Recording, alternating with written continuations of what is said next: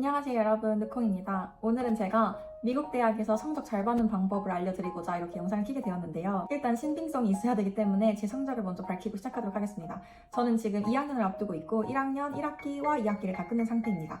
그리고 1학기 때도 4.0, 그리고 2학기 때도 4.0 만점을 받았습니다. 일단 제 영어 실력에 대해서 간단하게 짚고 넘어가자면 저는 한국에서 초중고를 졸업을 했고 갑작스럽게 유학을 오게 된 상황이라서 영어를 그렇게 잘하는 편은 아니에요. 근데 물론 수능 영어는 1등급이었고 리딩에 큰 강점이 있었지만 제가 처음 여기에 왔을 때 오리엔테이션에서조차 아무것도 이해하지 못했거든요. 왜냐면 실제 원어민을 이렇게 만나서 대화하는 게 처음이었기도 했고 제가 하고 싶은 말은 머리에 넘쳐나는데 말로 안 나오는 거예요. 이렇게 학문적 영어가 아니라 실생활 영어, 실전 영어에는 굉장히 약했던 사람입니다. 근데 오늘은 영어에 대한 건 아니고 학교 생활 그리고 학교 성적 잘 받는 방법에 대한 영상이니까 잘 봐주시길 부탁드리겠습니다.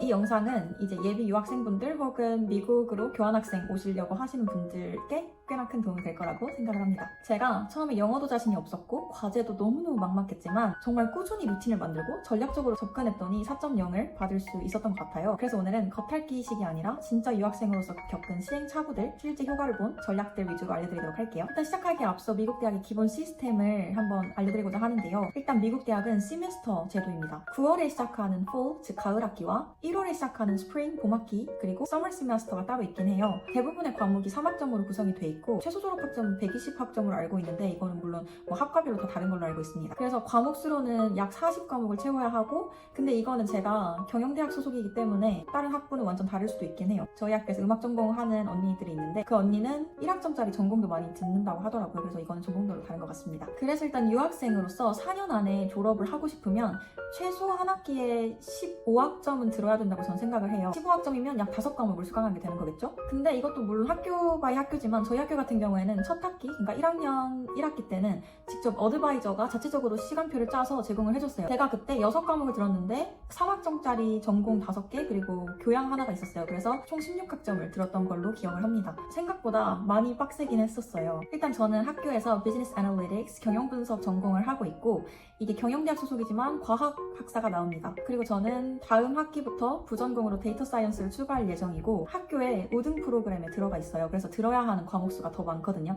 그래서 120학점이 아니라 거의 한 부전공 그리고 그 프로그램까지 150학점 정도를 채워야 졸업이 가능해서 1학기 이후로 매 학기를 풀 학점으로 채워서 듣고 있고 겨울학기, 여름학기까지 빠짐없이 챙기고 있습니다. 그리고 일단 미국 대학의 성적 구조를 짧게 언급을 하고 넘어가자면 대부분의 수업은 절대평가예요. 제 옆에 있는 친구는 경쟁자가 아니고 오히려 다 같이 공부하면 다 같이 A를 받을 수 있는 구조입니다. 그리고 한국 대학하고의 큰 차이점은 한국 대학은 만점이 A+잖아요. 근데 저희는 만점이 A부터 시작을 합니다. 그래서 A, A-, B, B- 순서대로 가요. B+도 있나? 여기 첨부해드릴게요. 할게요. 점수 급간은 이렇게 되고 물론 이 급간 자체도 A, A- 이런 문자는 같지만 그 안에 비율을 조금 바꾸시는 분들이 있는 걸로 알고 있어요. 그래서 일단 수강 신청 꿀팁하고 시간표 짜는 법에 대해서 알려드리자면 수강 신청이 정말 중요합니다. 좋은 교수님 그리고 내게 잘 맞는 과목 찾는 게 성적의 절반 이상을 차지해요. 일단 Rate My Professor이라는 사이트가 있는데 이게 한국으로 따지면 에브리타임 같은 사이트고 교수님 평점, 과제량, 수업 분위기까지 모든 거를 평가해서 선배들이 올려주는 사이트예요. 그래서 인기 수업은 금방 마감되기 때문에 백업 시간표를 항상 친구들은 2개에서 3개 정도 준비를 해둡니다. 그리고 저희 학교 같은 경우에는 우선 수강 신청 순서가 4학년에서 1학년으로 가요. 그러니까 4, 3,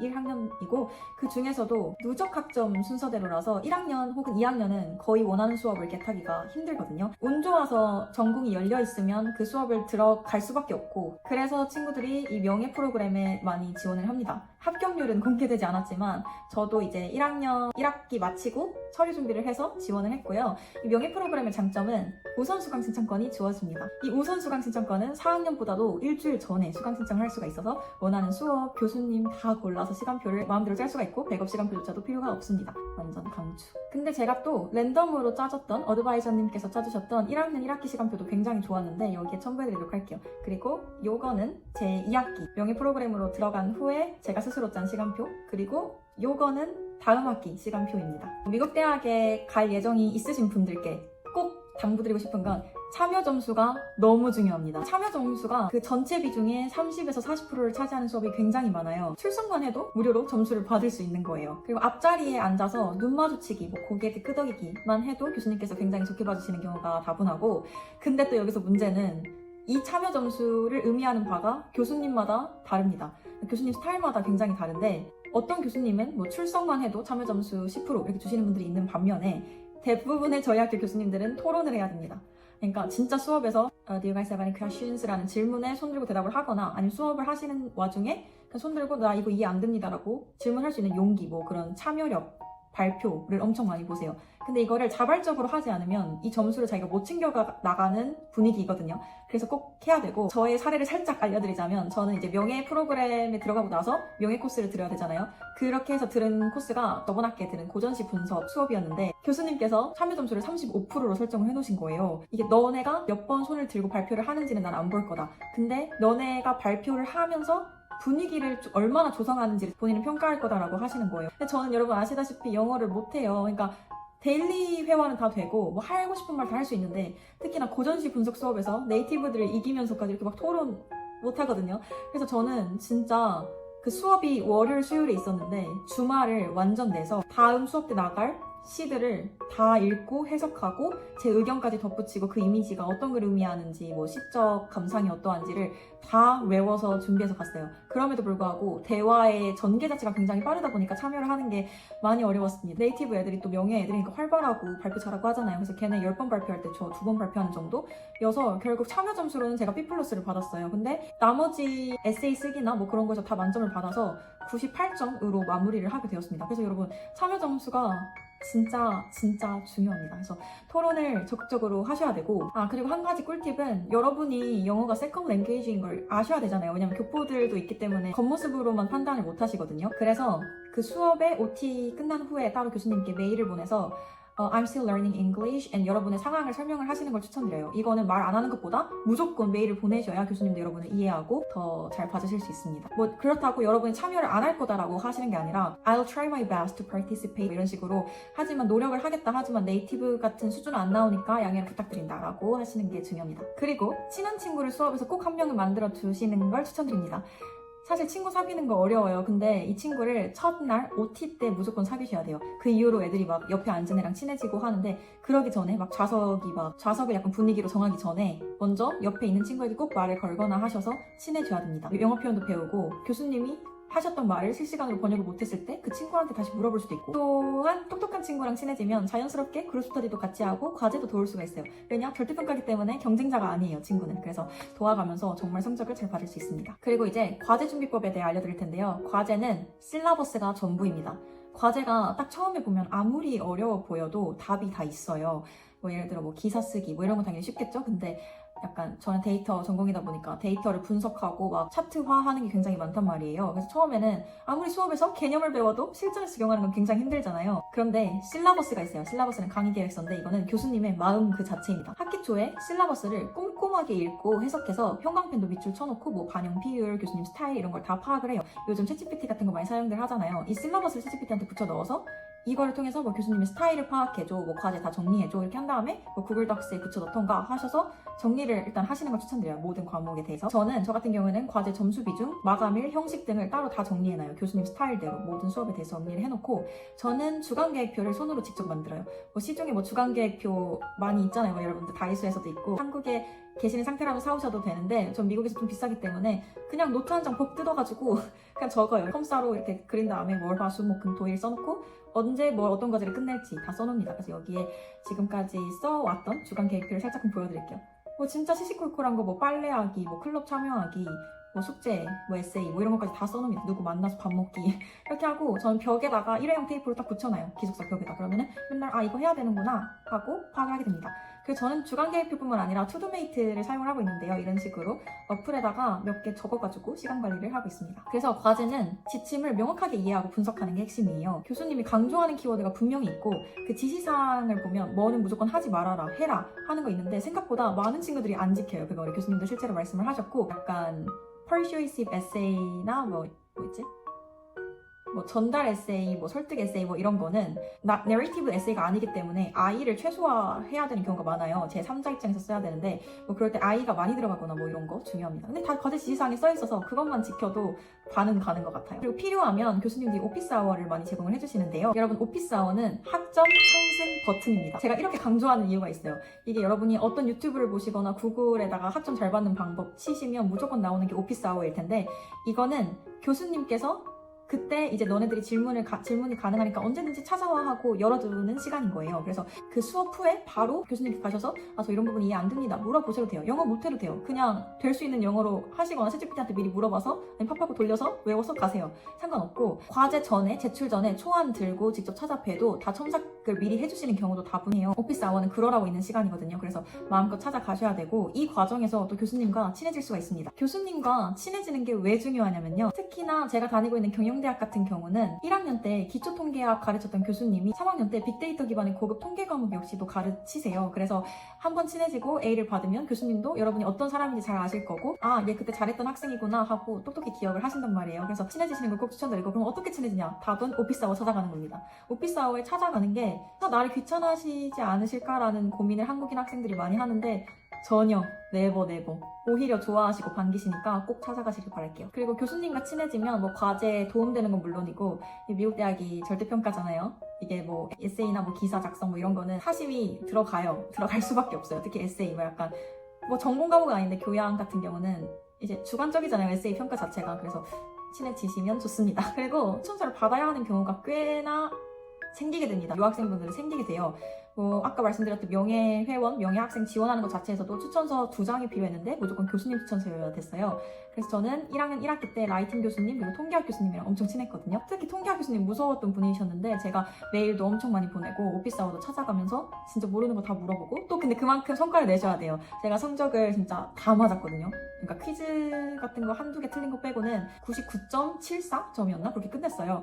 꼭 친해지셔야 됩니다. 라이팅을 못해서 에세이 못 쓰겠는데 어떡하나요? 라는 질문이 있을 수 있는데 저도 같은 상황이었어요. 저는 미국 라이팅 전문적으로 배워본 적이 한 번도 없고 여기 오기 전에 방학 때 아카데믹 라이팅 수업을 돈 주고 들었었긴 했는데 그렇게 도움이 되지 않았어요. 그래서 저는 학기 중이나 뭐 자투리 시간에 유튜브에 아카데믹 라이팅을 영어로 쳐서 많이 찾아봐요. 왜냐면 직접 설명해주시는 외국인 분들이 굉장히 유튜브에 많으시더라고요. 그래서 그런 걸 일단 많이 공부를 하는 편이고 그게 아니더라도 여러분께서 그냥 한글로 쓰고 요즘 좋잖아요, AI. 이렇게 돌리면 영어로 나와요. 근데 이게 안 되는 교수님들이 있거든요. 그래서 저는 미리 다 이 번역줄 돌리는 것까지도 다 미리 허락을 받고 씁니다. 제가 제 상황을 설명드리고 이러한데 써도 될까요? 라고 설명을 드리고 씁니다. 근데 여기서 또 모든 학교에 아마 라이팅 센터가 있을 거예요. 이 라이팅 센터가 무료인데 퀄리티가 짱이거든요. 저희 학교 같은 경우는 약간 할머니 선생님들이 많이 계시는데 느긋느긋하게 느리게 말씀을 해주시니까 정말 제가 원하는 라이팅의 방향도 잡아가고 이렇게 첨삭을 해주시니까 너무 좋았습니다. 저는 매번 과제 전에 찾아뵈어요. 그리고 엑스트라 크레딧이라고 추가 점수를 주는 수업이 굉장히 많거든요. 이거를 무조건 챙기셔야 됩니다.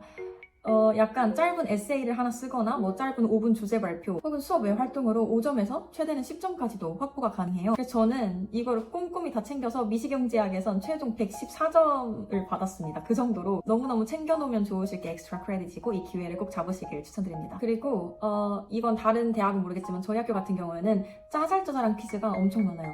그러니까 약간 고등학교로 따지면 한국의 수행평가 느낌이 되게 많거든요.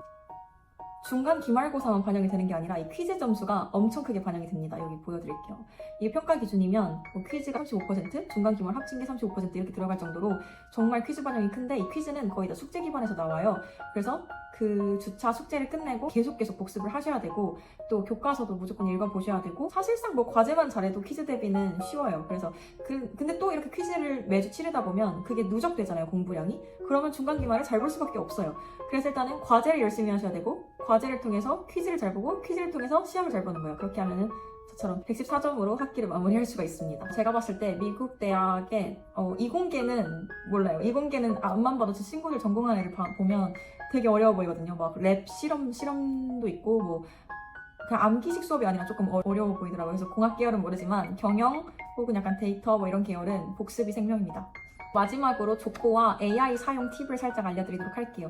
일단 족보 같은 경우는 일단 저희 학교는 커뮤니티가 따로 없어요. 뭐 학교 커뮤니티는 있어도 그 안에서 막 이렇게 자료 공유하거나 이런 분위기는 아니란 말이에요. 그래서 교양 같은 경우는 퀴즐렛이나 코스 히어로 같은데 미국 애들이 많이 올려놔요. 그러면 이게 같은 과목이 아니어도 비슷한 과제가 굉장히 많단 말이에요. 그래서 그걸 보면서 좀 참고를 하고 근데 무조건 여러분 쓰실 때는 본인이 직접 쓰셔야 됩니다.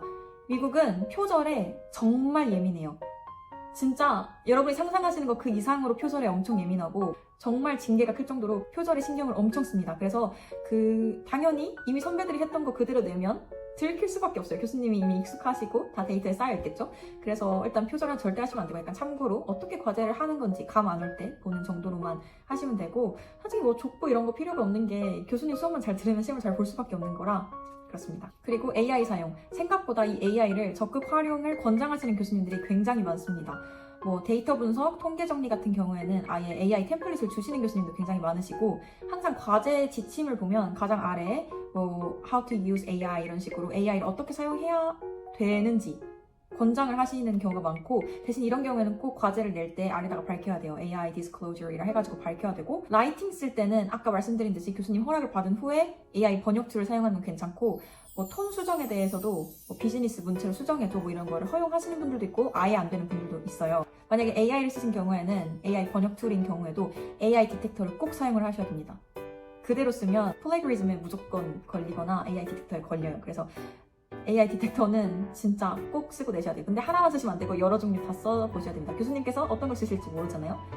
저희 학교는 아마 터니티인 사용이 교수들도 금지가 돼 있는 걸로 알고 있어서 아마 저희들의 과제를 AI 디텍터에 넣어 보실 거예요, 먼저. 그래서 모든 최대한 많은 디텍터에 넣어보시고 수정을 하시는 걸 추천드려요. 물론 근데 이건 대학마다 다릅니다. 그래서 오늘 이 모든 걸 정리한 꿀팁 리스트. 수업은 앞자리, 교수님과 눈 마주침 너무 중요하고요. 오피스 아워 무조건 활용하고 또 조교랑도 친해지면 좋습니다. 라이팅 센터 혹은 튜터링 센터 적극 추천합니다. 효과가 확실하고 무료니까 뽕을 뽑아야겠죠? 수강 신청 전에 Rate My Professor이라는 사이트에서 무조건 미리 확인하시는 거. 좋은 교수님은 여러 번 또 수업 나중에 들을 수 있는 기회가 있으니까 좋은 관계 유지하는 거. 과제는 초안, 피드백, 오피스 아워에서 그리고 수정 루틴 거치시는 거. 퀴즐렛 AI는 참고만. 표절은 정말 치명적입니다. 8번째는 복습은 당일에 하고 퀴즈를 대비하고 주간 계획표 꼭 쓰시는 거. 그리고 9번째는 엑스트라 크레딧 기회를 무조건 잡으셔야 되고요. 마지막으로는 절대평가니까 옆 사람은 내 경쟁자가 아니고 친구와 협업하는 것도 하나의 전략일 수 있다. 특히 그룹 스터디 추천드립니다. 그래서 오늘 이렇게 여러 가지 성적 잘 받는 꿀팁을 풀어봤는데요. 저도 아직 1학년이라서 앞으로 2, 3, 4학년 때 어떤 변화가 일어날지는 모르겠어요. 특히 이제 더 부전공도 고르고 하니까 학점에 어떤 영향을 줄지는 정말 모르겠는데 일단 제가 생각했을 때 미국 대학에서 좋은 성적을 받는 거는 영어 실력만의 문제는 전혀 아니라고 생각합니다. 전략, 루틴, 전략적인 참여까지 세 박자를 다 맞춰야 된다고 생각을 하고 저도 영어 못했고 지금도 못하고 여전히 노력 중이지만 하나씩 실천하면서 지금 GPA 4.0, 올 A까지 올 수 있었던 것 같아요. 이 영상이 유학생분들 그리고 미국에 오실 교환학생분들께 도움이 되길 바라며 질문 있으시면 댓글 남겨주시고 더 좋은 다음 영상으로 찾아뵙도록 하겠습니다. 오늘 영상 봐주신 분들 너무 감사드립니다. 안녕.